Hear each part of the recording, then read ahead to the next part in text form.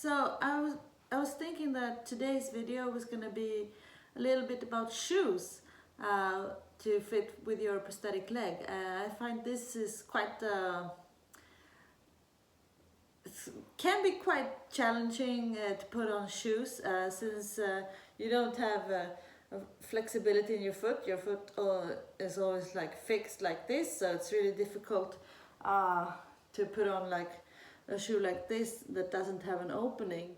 The best solution that I find is to have shoes that has a zipper in the back, and a zipper that opens all the way down to the sole of the shoe.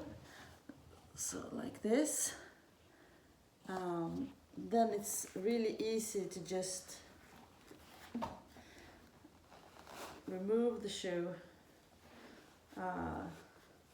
without using like a shoe horn and without any effort. But there still can be a problem with this.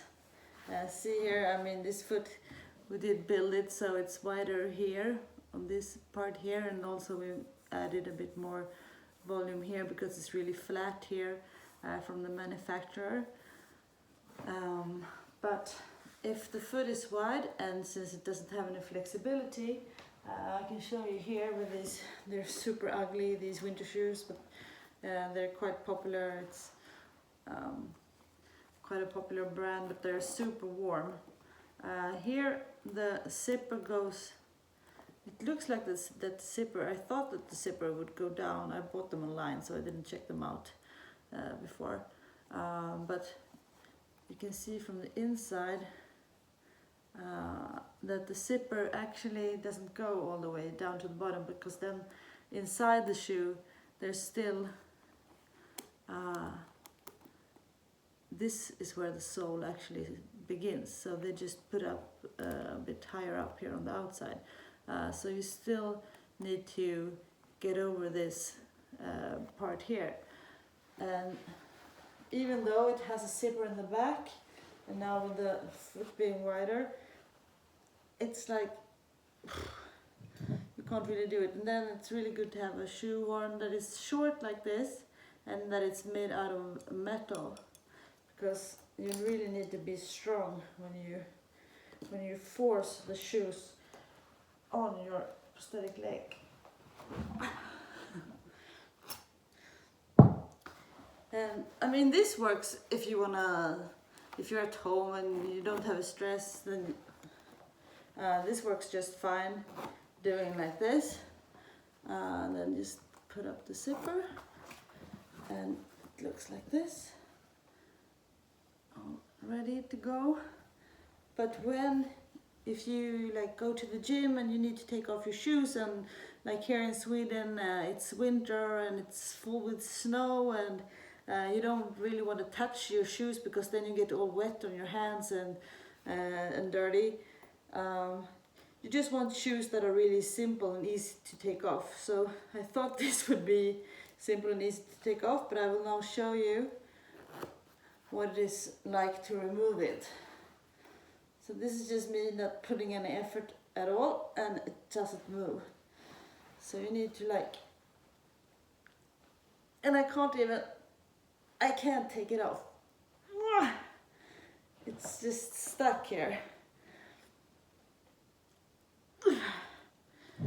So it won't budge.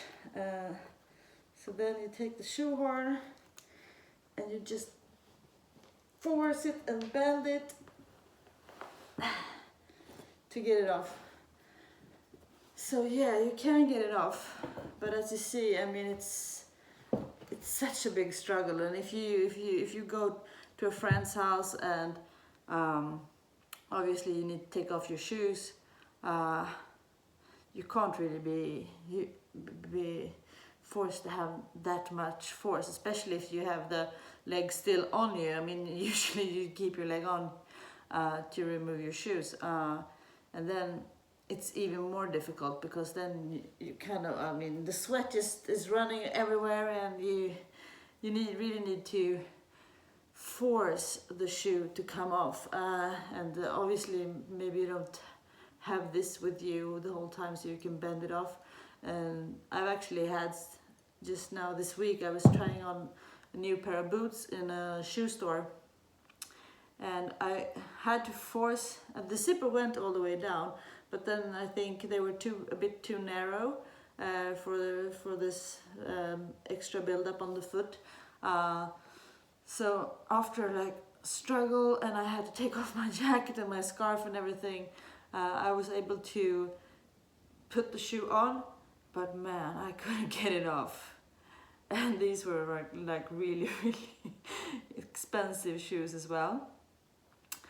But then, so I was just panicking and sweating.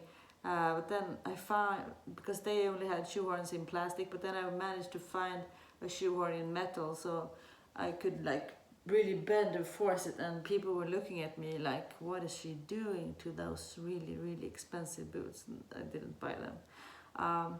So what I'm gonna do tomorrow is I'm actually gonna go to my orthopedic and engineer and have him remove some of the build-up, so the foot is reduced a bit in size, because it simply doesn't work. And I mean, usually I would be able to put on a shoe like this without any problem. I haven't even tried this shoe, but I think if I put it on here, I will most likely not get it off. But if you have shoes like this, you just have to rub them a bit back and forward, and then just put them, and then just like push down. But I can feel now it's just I will never get it off. So I'm just gonna bring this shoe with me tomorrow to the orthopedic engineer, and he will have that as something to go from for what I want to be able to fit, because these are, I think, the hardest ones to put on out of all the winter shoes that I have. So if these work, everything else will work. But you don't want the foot to be too small, because then you have the problem with the like the summer shoes, like the ballerina shoes. Then you have that problem that the feet are just looking really different. So it's a fine line to walk on, what is the correct adjustment to make. And also, if you with this, I have a dream skin. I can show you what it looks like, which also adds, I got a size 37 on my feet, but the prosthetic leg I have a size 36, which is 22, size 22. But then when you put on the cosmetic skin here, the cosmetic cover, it adds a bit to the toes here. You can see, I mean, this is the plastic skin, so it adds a bit, so the foot becomes a bit longer. But this is what it looks like. Do you like the nail polish? It looks very original. I mean, it looks like real toes. Not really, but looks like it looks better than nothing, I think.